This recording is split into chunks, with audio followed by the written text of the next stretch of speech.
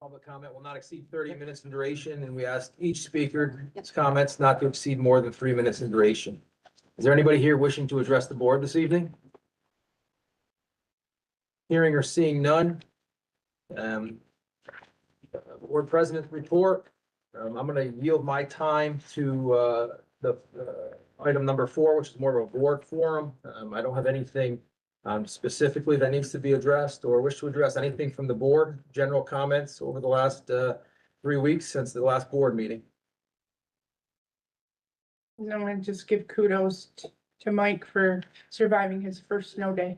Yes, congratulations are in order for getting the first one out of the way. It was a pretty easy one, so we'll see if he can, I'm 1 for 1. yeah. Judging by the weather, it looks like he'll have another opportunity very soon. So, in all seriousness, that is good. It was easy for everybody, especially the first one.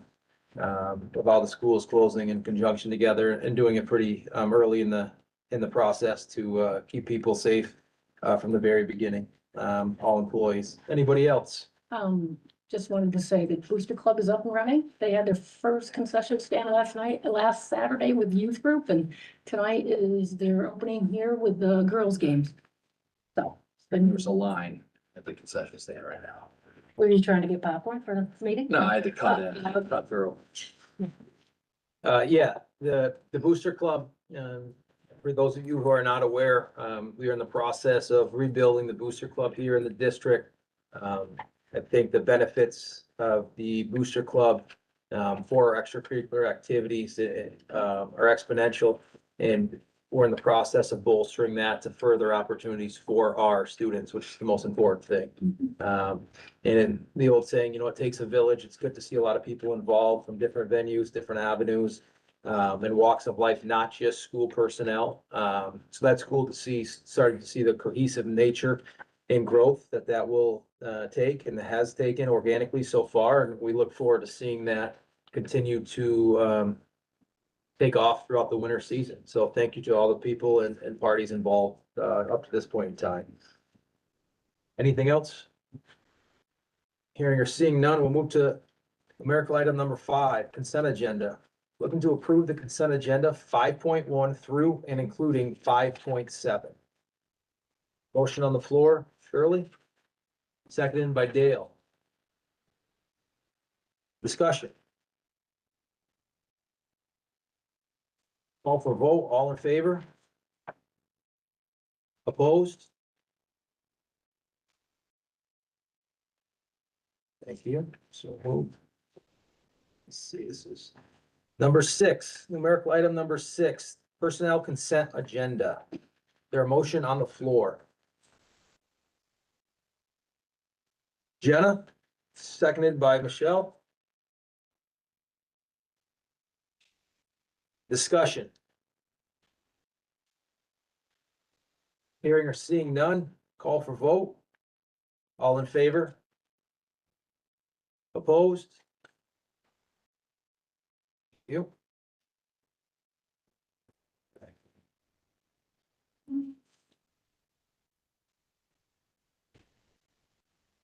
Number 7, new business. Number 7, numerical item 7.1, new business substitute rates. This is an updated subrate to match the minimum wage and the parallel adjustment that the district has set forth for the 25-26 substitute rate. Their motion on the floor. John, seconded by Priscilla. Discussion? All in favor? Opposed? Motion passes. 7.2, budget transfers. Is there a motion on the floor to approve the budget transfers for 12/8/2025? Shirley, seconded by Priscilla.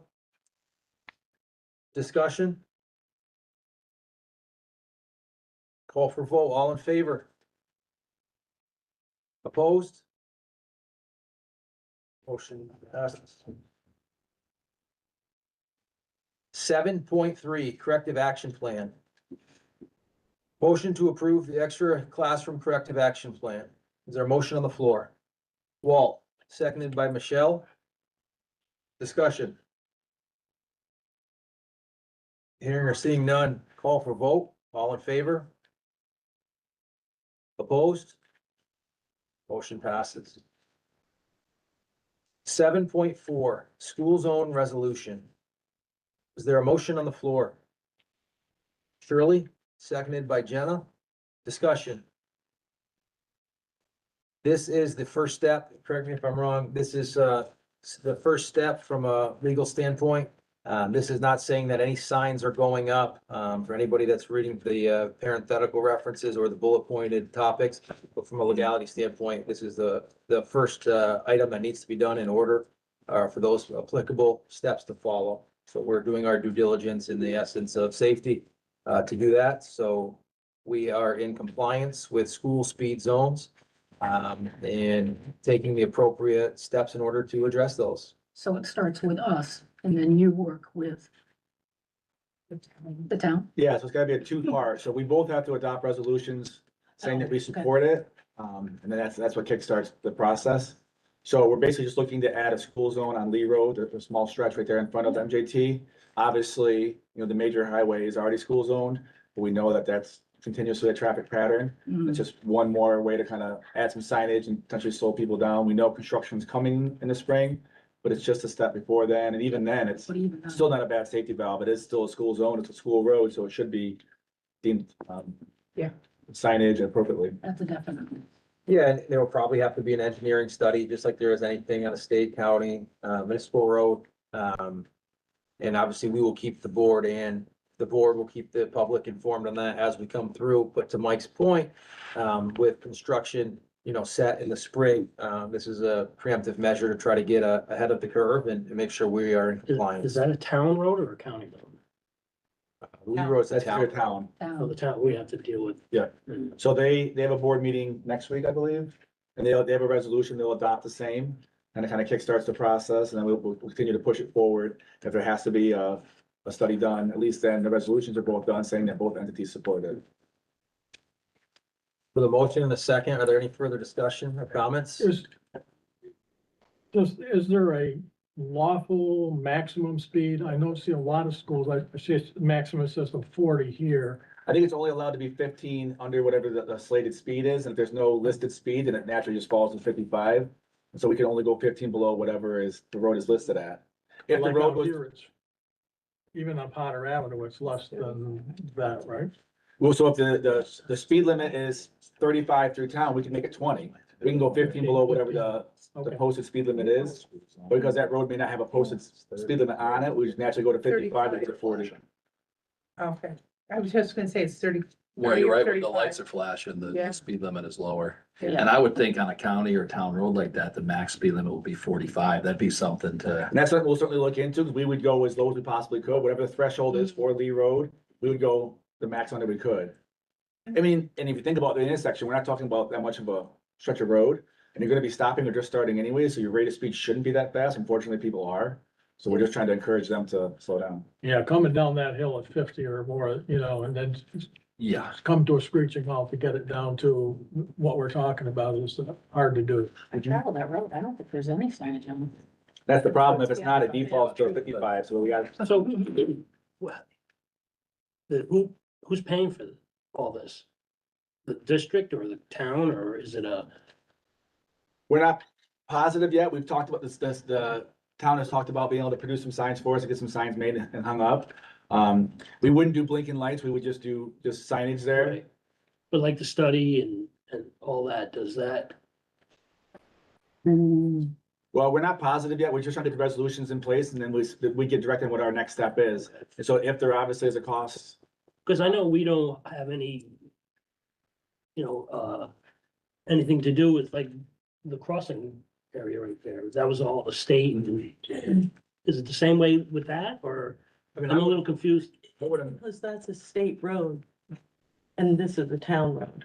So we're gonna deal directly with the town Right. because Lee Road's a town road. Out here, one Asking them to do it, or are we, you know what I'm saying? we're working in a partnership with them, so this came as a joint effort. They're certainly interested in supporting us and working collaboratively to get this off the ground.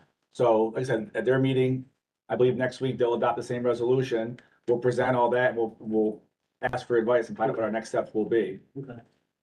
If there is obviously money to be laid out for research or for signage or whatever it may be, obviously we can present to the board again for approval. I think that the town is definitely, in favor of working, together on it. I don't believe that to be an issue at any point in time Right. moving forward. So I think to Dale's point, we have direct communication with them. They would be able to produce because it's a town road. They don't need to go through state approval to put up a sign. They can Right. produce a sign pretty easily. So, whereas if there are additional traffic or engineering studies, some of those things that, we will cross, they might not be necessary if both parties are in mutual agreement, in the essence of safety.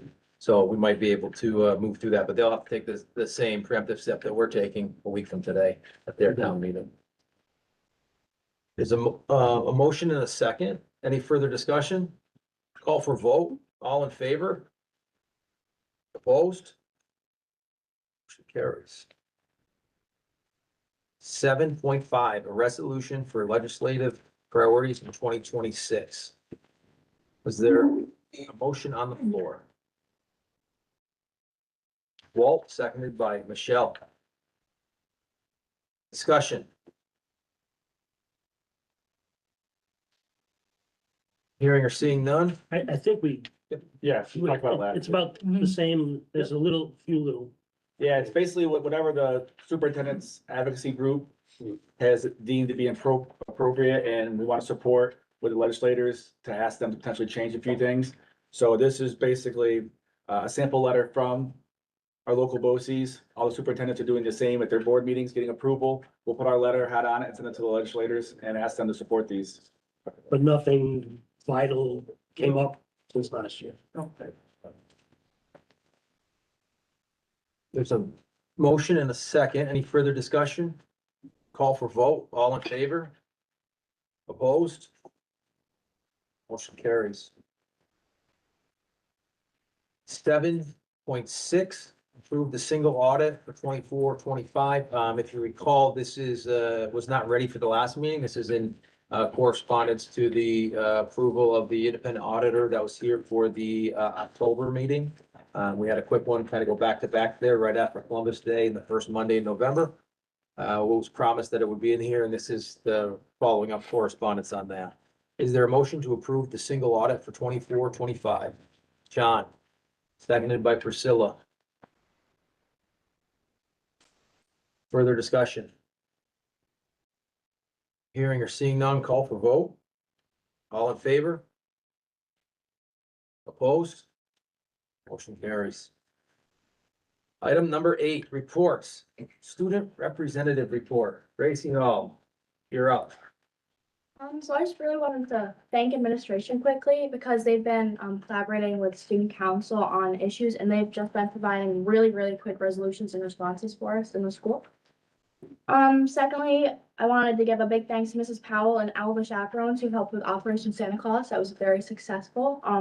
And also National Honor Society helped raise over $700 for Coins for Christmas, which funds Operation Santa Claus.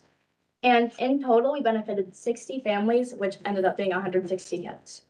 And then just a little short blurb. We have a door decorating contest, and then it was already touched on, but there's winter concerts coming up. So. Excellent. Thank you you. very much. Is there anybody here from the PTO this evening? The GTA? GSSA will not be here. Administrators report. Fran?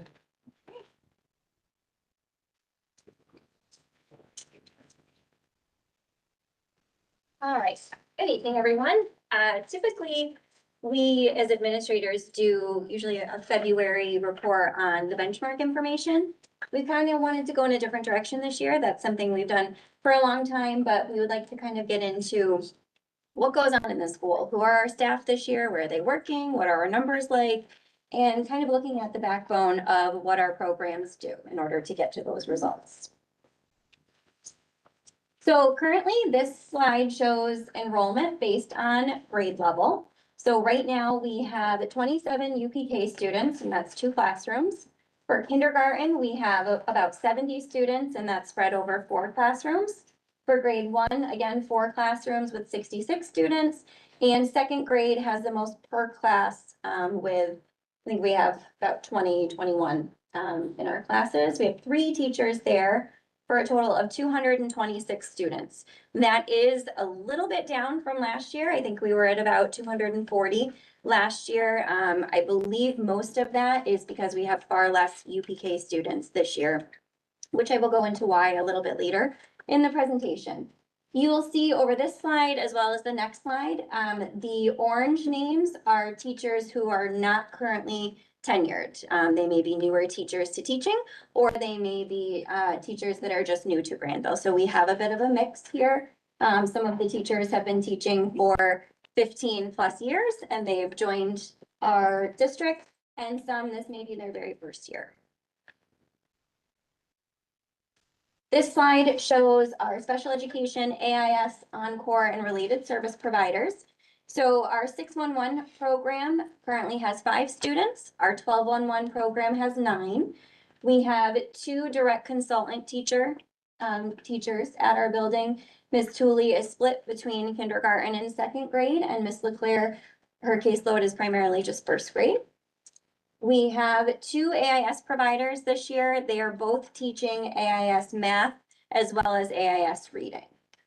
That's Mrs. Cottage and Mrs. Casso. Alexis Smith is with us full-time as our one and only phys ed teacher. And between GES and MJT, we have split semester 1 and semester 2. So Ms. Dasheff is teaching art at MJT semester 1, and Mr. Tuttle will come for music for semester 2. We have a 0.5 literacy lab specialist. So Mrs. Pilch graciously came back for us this year, and she's at GES in the morning and she's at MJT in the afternoon. So she's running our literacy lab as an encore class. We have 1 full-time speech language pathologist. That's Mrs. Nilsson. Mrs. Cross, as well as Mrs. Gillespie, are shared across the other buildings. Does anyone have any questions so far for teaching staff?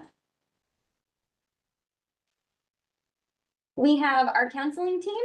So Mrs. Forbes and Mrs. Smith are with me full-time. Mr. Healy is shared 50-50 between here and GES. The counseling team is an integral part of our building. They are phenomenal. I cannot give them enough kudos. These individuals are rarely ever in their office without students. If they're in their office, it's with students or perhaps working on testing with a student. They are phenomenal. I never have to ask them twice to pitch in. Usually they're pitching in with something before I even know it's become an issue. So they are excellent at helping to support our students' needs. And I think that that's a huge piece as to why MJT functions as well as it does right now. Another piece of that is our resolution room. So Linda Knipes is our resolution room teaching assistant. She's TCIS trained, so that's therapeutic crisis intervention. This is a therapeutic space for students to go to for a variety of reasons. Perhaps they're not emotionally regulated. Perhaps they need a little extra time to complete an assignment, or they need to make up some work, or they're just having a bad day. So she doesn't have a set schedule. Again, she's never in there unless there are students in there with her. So sometimes she'll have 3 or 4 students working in there with her at a time. She'll get a couple set, she'll go for the next one. Sometimes it's one student that may be having a really big crisis moment and they really need her support for maybe an hour or an hour and a half at a time. And a couple of us usually will go in and help support that. When that's not happening, she's pushing out into the classrooms, supporting students that she knows might need, a daily check-in. Maybe she saw them a little bit extra yesterday or last week, and she's going around to check and make sure that they're getting what they need, that the teacher doesn't have any concerns.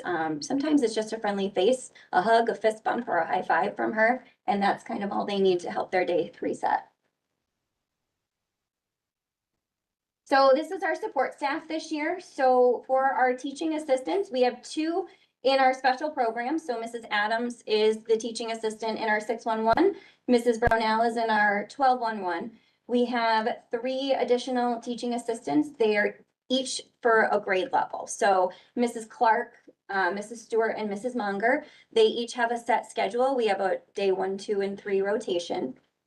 So day 1, what they do is they will push into the classrooms that do not already have one of the special education teachers pushing in. That way the time is a little bit more equitable. They will follow that class throughout the entire day. So that teacher knows that if it's day one and Mrs. Clark is in my classroom on day one, then I know I have her all day. So she's there to support. She can run small groups. That's part of the beauty of a teaching assistant. She can help do individual instruction. Unfortunately, there are many days that we do have to pull our teaching assistants to be substitute teachers, but they do have a home base and a set schedule when they're not being pulled. And we do try to rotate so that we're not constantly pulling one over the other, so that the grade levels get some consistency there. We have Ashley Abbott as our administrative assistant, Mrs. Blaze, our nurse, and our amazing kitchen staff.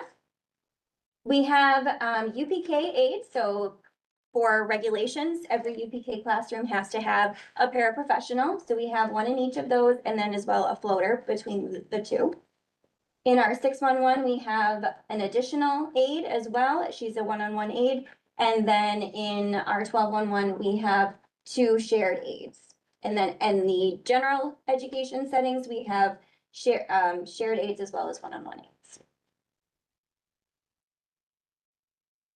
So getting into attendance, I pulled attendance records for the first day of school through December 4th was the cutoff for this. So I compared 2024 to 2025. So the total absences are similar. So we have a little bit more this year. But what is important to notice is that the number of excused this year is much higher than the number of unexcused. So taking into account a lot of our students, this is their first exposure outside of the home. Maybe they've never been to daycare, they've never been to preschool. They haven't had a chance to build up that immunity. They're catching the germs. They're getting all the goodness. We've had a lot of great goodness going around this year. And unfortunately for the little ones, it takes them out for a long time. If they get hand, foot, mouth, sometimes they're out for 6 or 7 school days. And these are legitimate absences.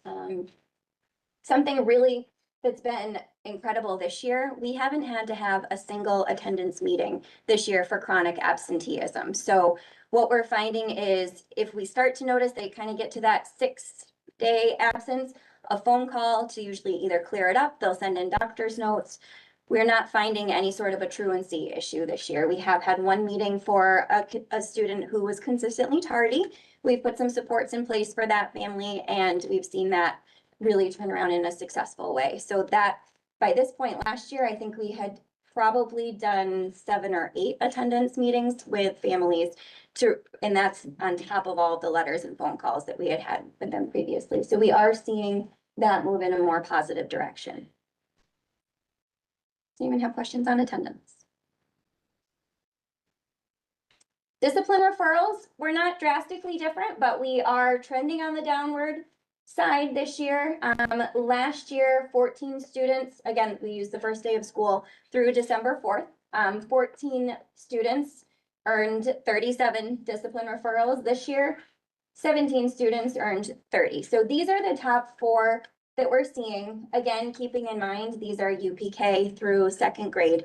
So when we're seeing physical, it's not because someone's having an all-out, brawl and a fist fight. It's somebody couldn't keep their emotions in check. They may have knocked over someone else's block tower. They may have kicked someone.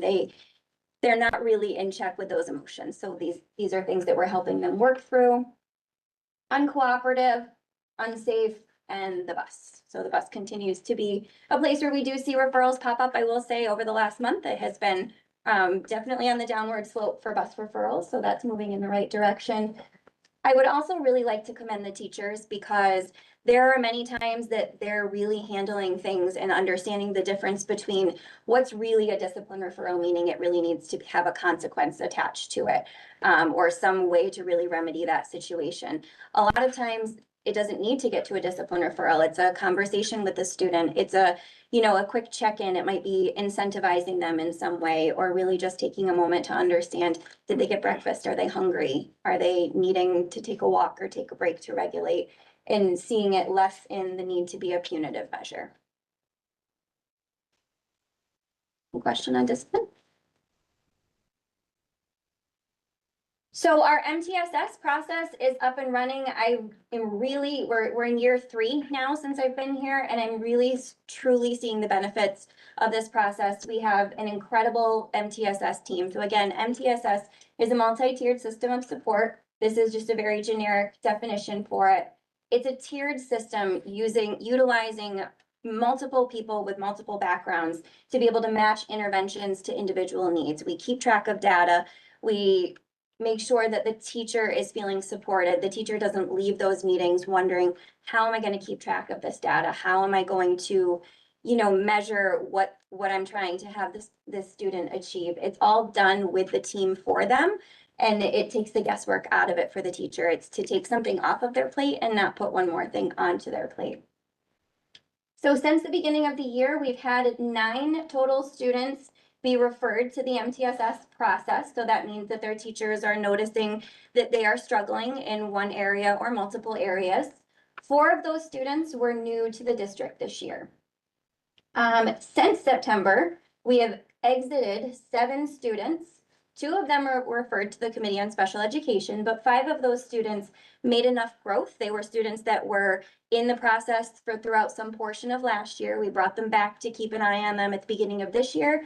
And their teachers felt, nope, they've made enough progress, the system worked, and now they've been exited from MTSS. So some of the common referral reasons for students at this age level, the most that we're seeing right now is for speech and language concerns. Over the last several years, we've seen a real decrease in students' ability to verbally communicate coming into UPK, kindergarten, even 1st grade. There's a lot to be said for reasons why, but that is probably our most common referral reason right now. Fine motor concerns, academic concerns, behavioral concerns, and often a combination of 2 or more. So sometimes if you're seeing a speech and language concern, you might very well see a behavioral concern with it. If you think about it, if a student can't verbally communicate and they're gonna strike out against the person next to them, are they trying to be mean? Probably not. They don't know how to say the words that I need that crayon, or can I borrow that crayon? They haven't yet learned those things. So that's what we do in this process, is to really figure out what interventions are going to help, what kind of support can we give the teacher as well as that student to help make them successful. The parents are part of this process as well. So anytime a student is referred to MTSS, the parent has to be notified and they have to be willing to allow that to happen, which we've never had anyone say no to that. Any questions for MTSS? So the next couple of slides are to highlight some things that are going on. So this first slide is a highlight for ELA. Right now, the building is running on a very consistent schedule with consistent time allotments between all classrooms at the grade levels. So every 1st grade classroom is receiving 30 minutes for foundations instruction. They're receiving 90 minutes for their ELA block, 60 minutes for their math, as well as they have designated intervention blocks for both ELA and math. So these are 30-minute time blocks for each that students are being pulled in small groups to really work on targeting the individual skill deficits that they have. During that time, AIS providers for grades 1 and 2 will pull students out that have been deemed meeting that AIS support. But we also have AIS teachers working with all 4 kindergarten classrooms this year. Currently, it's in a push-in model. So what they're doing is they may be pushing in to run a center. So you have the classroom teacher, you have the AIS provider, and then you have maybe 2 independent centers. So that adds an additional practitioner in there to make sure that they're working on those targeted skills that they need. Also helping to kind of manage the little bodies that are trying to use manipulatives and need to put, caps on their markers and cut safely with their scissors. So it's nice to be able to have that push-in support. It really gives that classroom teacher that level of confidence and that support as well.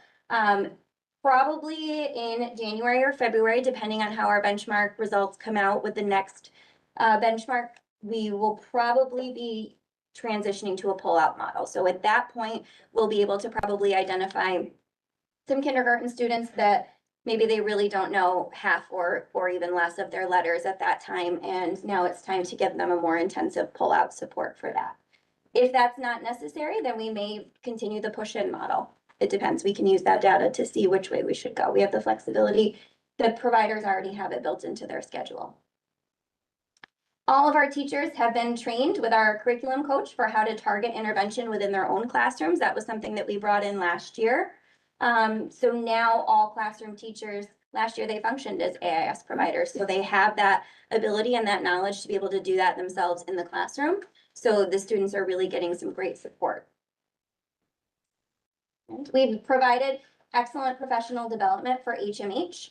We are in year 4 of a 5-year contract for both into reading and into math. So I think this year, it takes several years to get used to a new program. This year, we can really sense that the teachers are feeling that they're much more solid. It's a really heavy program to unpack, and they're doing a great job with some modeling and some professional development that they've been a part of. We've also implemented our Heggerty phonemic awareness program now in all classrooms, UPK and kindergarten. They're all getting it every day consistently. And then AIS teachers and DCT teachers are using that as a supplemental material for their pull-out sessions. Any questions for ELA?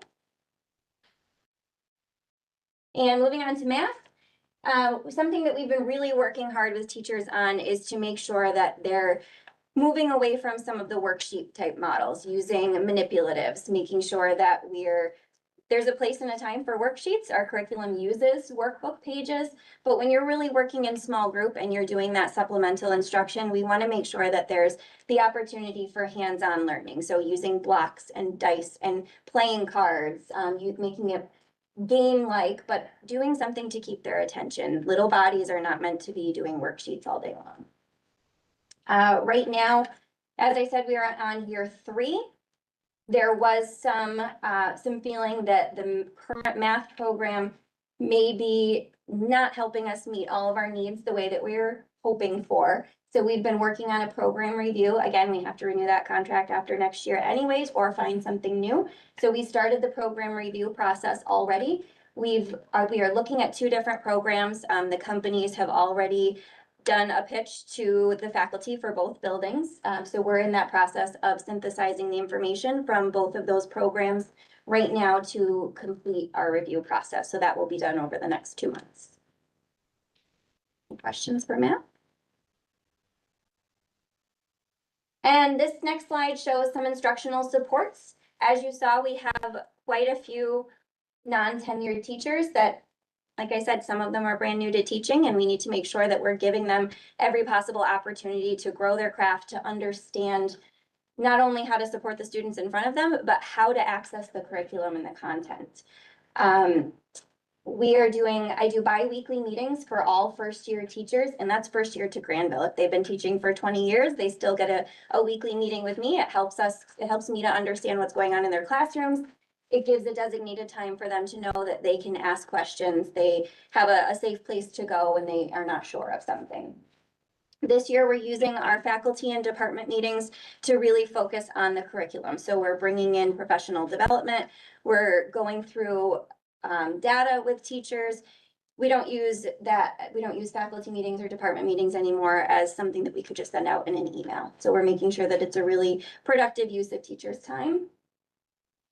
Each quarter, we run a full day data and curriculum meeting for each grade level. So teachers are given release time from the classroom to meet with myself and Sarah Batiste, our curriculum coach. They're asked ahead of time what they may need support with. We give some general ideas. This is what we're going to talk about this month or this quarter. But please let us know, what are you struggling with? Where can we help? Can we come in and see beforehand? And generally they invite us in. It's a really great reciprocal communication piece. The trainings are set up, the data is shared and discussed, and ideas for informing instruction and intervention are given right there on the spot. Many teachers have requested individual meetings or lesson modeling with our curriculum coach, so that's been very, very helpful. And we are in week 2.5 of a new program that we started. It's a kindergarten skills group in the afternoon. So as I said, kindergarten looks very different now than it used to even a few years ago. So we've identified between the 4 classrooms, 5, and I think we're adding a 6th soon, students that need a little additional support with those readiness skills. So perhaps it may be helping them to support a calm body and appropriate school-like behavior, but coupling that with developmentally appropriate lessons, making sure that we're getting that targeted small group instruction for academics. Jan Hoffman is my building sub, so I've pulled her in the afternoon. She's an amazing, wonderful, talented, retired kindergarten teacher with many, many tricks up her sleeve, and she's been phenomenal. The teachers are already saying that they've seen the carryover. They've seen the students who are working with Jan in the afternoon be able to have a much more functional, successful morning. We're doing that for about 6 to 8 weeks. All of the parents were on board and really excited for that opportunity for their students. Any questions? And what's next for MJT? So we are still working on completing our math curriculum review. Once the program is selected, and it will be selected by the faculty. So my opinion, Sarah's opinion, doesn't really weigh into this. We give them the tools for them to be able to review it with our support, but it's up to them. We will, whether we purchase it now or we purchase it a year from now, the training will be implemented in the spring for all of our teachers, as well as built-in days over the summer for any new teachers. Oh, we did not lose any teachers last year. So we had retirements, but otherwise we've had all of our staff return. So we're really trying to build in the capacity for our teachers to stay and make Granville their home. We will be doing the same process at the end, or probably throughout next year. We're for HMH into reading to determine whether we want to continue with this or if we would like to take a look at something else. We will be providing support and guidance for writing. Writing is something that since I've been here, we've not yet really had a chance to dive into what's going well, what's not. We've been very focused on the phonics and the phonemic awareness and now the math. So writing is next up on the board. And I am proposing that we will be adding busing for all UPK students once they turn 4, starting the fall of 2026. So going back to my first slide, we are really short on UPK numbers this year. Most of when I've talked to families, it's because of transportation. The inability to transport them to and from school every day is a hindrance for them. And they either choose to keep them home and then just send them to kindergarten. And then sometimes that really puts some of our students at a disadvantage because they're missing out on the aspects of our UPK program. It's a really, really strong program. And it also gives us the opportunity to get eyes on students before they get to kindergarten. We've already referred several students through the CPSC process. We've been able to get them speech and OT and those services that they need. Early interventions are proven to work and work really well. And we're hoping that we can get many more UPK students next year if we're able to bust them. And then just some photo fun for a couple of slides. We've got some first day of school pictures up there. That one is our very first day of introducing ice cream on Fridays in the cafeteria. This is kind of what I mean about some hands-on math. So in Mrs. Thomas's first grade classroom, she's got them up and moving. They're working with partners.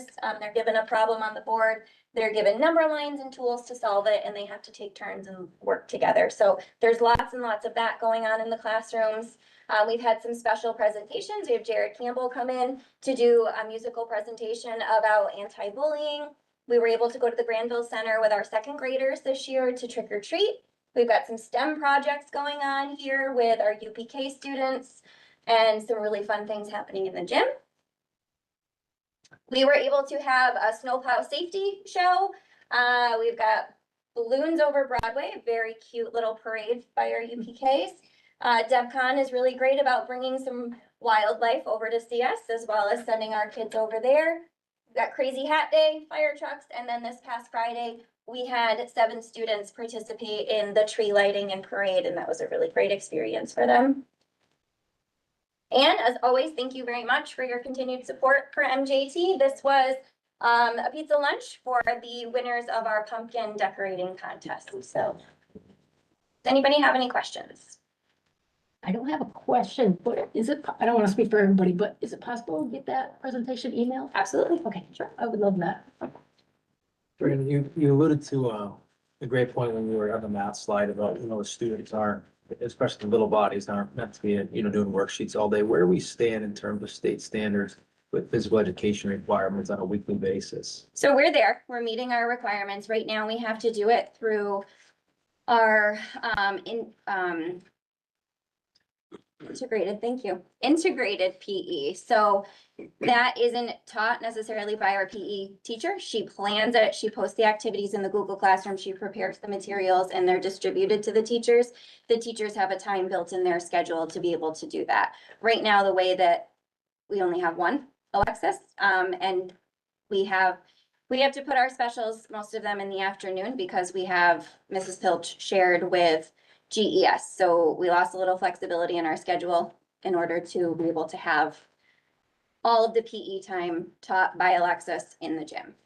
And do you think that the increasing the physical education time through a physical education teacher would further support the classroom teachers to talk about a wide variety and array of topics there? Do you think that would be conducive to what your goals are in terms of from a building? Certainly couldn't hurt. Any additional physical activity couldn't hurt. Thank you. Thank you. Any other questions? All right, thank you. Thank you, Brianna. Very well done. A lot of good information there, a lot of positive is what I feel hearing you speak and the programs that are going on there. Thank you. Thank you. It feels like we're. I'm excited about what's going on up there. Thank you very much. So one slide, Skylar had shown with the first graders up and about and doing math on the whiteboards with a partner. I had an opportunity to observe one of those lessons, and reading the lesson plan ahead of time, I thought no way possible. There's no way you're gonna get 6-year-olds up and moving with a partner at a whiteboard, and it was amazing to see. She powered through it. It was very, very well done. They were interactive. They were on task almost the entire time. It was extremely impressive. So I was really blown away. I think teachers are noticing that, yes, it takes a lot of prep work to figure that out. It takes a little bit of releasing that control, and there's probably a little bit of fear that it might fail, and you know what, and it might at first. But once the kids start to see that, hey, this is really fun, and I need to use these as tools, not toys, because they will get taken away from me if they're used as toys. But as long as you have that expectation set up, they will rise to the occasion. They love to be up and moving. Anytime you can make learning seem like a game, you're gonna get better results. It's also great too, having been a teacher, all the support that the new teachers are getting. Because if you can keep them and get them excited in their first 2 or 3 years, you know, there's no price you can put on that. They're only as good as the support that we can give. them, Right, you know? right, and it seems to be there. Thank you. Thank you. All right, thank you very much. Mr. Hall. Yeah, so I don't have a ton since our last meeting, but a couple things I wanted to highlight. I was able to attend the WSWHE BoCE's groundbreaking event on the new Ballard Road site. So it's pretty impressive already what they've got. They've already got footers and concrete down. The fact that they cleared that land and had it ready for construction to start already is extremely impressive. It was a very cold day, but certainly worth seeing and visiting. I am excited for the opportunities it's going to provide our students. With our own project, we had an opportunity to meet with the new contractors that were selected after the bid process for phase 2. So we had kind of a debrief with them and goal setting and expectations clearly mapped out. Stephen from Schoolhouse kind of walked them through what the year is going to look like, what his expectations are. He's very firm with them, very clear on exactly what he is demanding. I think that's the reason we're in such great shape is we have some really good people leading these projects. With that said, we keep giving updates on the project. We are in phenomenal shape to the point where we have actually a meeting tomorrow to discuss the remaining funds. Our financial advisors are heavily encouraging us to add a phase 3 because we are millions of dollars to the good side. So they said it'd be foolish for us to leave that money on the table. So we're gonna see tomorrow kind of a little more of an options. And once we have a better idea, we'll give a full board presentation on what some of those options may be. We're just kind of brainstorming phase for tomorrow, but I'm very excited. Obviously, we're in a great place with that. A big part of that has been our aggressive timeline with moving things up earlier. We were able to get a lot of contractors in. We get a lot of contractors are bidding against each other. We get favorable bids. So we're really happy with the work that's been done and the price that's been done at. So again, we're in good shape. Wanted to echo what Gracie had said, Operation Santa. Obviously, my first year in Granville, being able to witness that, it was quite an impressive operation. I guess no better word for it. Santa's Little Workshop was a district office for some time, and it was impressive how well oiled a machine it was. They were in and out, and the toy delivery seemed to go pretty seamless. So a huge thank you to all involved. As we saw on the way in, winter sports are full speed ahead. Games are starting. So, the girls are home tonight versus Argyle. So if we wrap up early enough, we can go up and catch some girls in action at the hoops. I was able to attend 2 conferences since the last meeting. Just wanted to say thank you for that. As educators, we want to continue to grow. And, the best way for me to grow is to be able to attend these conferences and collaborate with my fellow colleagues and hear what is out there throughout the state. So I was able to attend the NISCUS, my state organization, for the new superintendents. It's a huge support. As we talk about, the supports the administrators give all their new teachers, our organization gives us the same stuff. So it just empowers us to be creative and push the limits sometimes. So really excited about that. And then just last week was able to attend the rural schools, which is, I think of just our area, but so much of New York State is rural schools. So it's great to be able to collaborate with people across the state and hear, the programs they're running on limited resources and, transportation issues and all the same stuff that we're dealing with. And wanted to highlight our first successful snow day. A lot of positive reviews in the video. We have some new video ideas coming. I may or may not have gotten caught singing today, trying out my next idea. Didn't go well, so I'm gonna delegate the singing to someone else, but no, trust me, it definitely delegated out. Ashley threw me under the bus. She told Karen I was singing in my office with the door closed, so. That's it for me. Any questions? All right, thank you. Thank you, Mr. Hall. Board correspondence. We didn't receive any correspondence, Ashley? Item number 10, the second public comment, the open forum. Second public comment period. You are allowed to comment and discuss items that may arise based upon the Board of Education discussions tonight there within and related to any school matter in compliance with policy 1510. Is there anybody here wishing to address the board? Hearing or seeing none. Item number 11. To a motion to go into executive session for the collective negotiations pursuant to Article 14 of the Civil Service Law, or to the GAA and the employment history of a particular GTA member. Shirley. Seconded by Michelle. All in favor? Both? Okay, we will be back momentarily. Thank you. Huh? Yeah, we gotta do a picture. After that, before the back. Sorry I was late. Yeah, it's about 29. Your percentage out? I didn't pull it out. I'm here. Working from door.